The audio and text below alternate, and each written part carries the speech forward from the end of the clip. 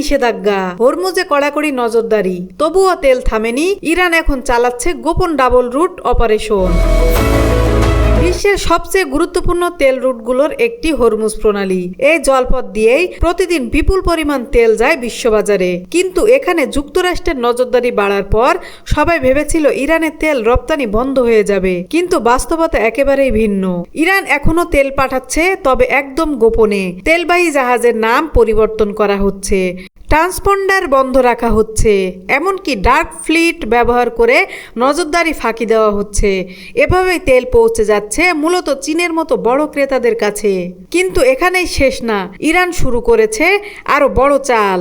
চীন Iran rail corridor, মধ্য এশিয়ার সড়কপথ আর কাম্পিয়ান অঞ্চলের সংযোগ সব মিলিয়ে তৈরি হয়েছে নতুন এনার্জি নেটওয়ার্ক। এতে সমুদ্রপথে ঝুঁকি কমে যাচ্ছে আর নিষেধাজ্ঞা পাশ কাটানো আরো সহজ হচ্ছে।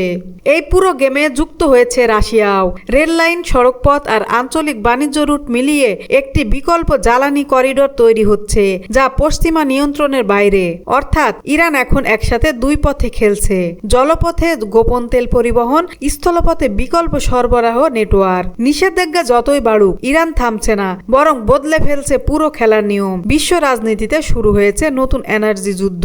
এমন আপডেট পেতে আমাদের চ্যানেলটি সাবস্ক্রাইব করে আমাদের সঙ্গে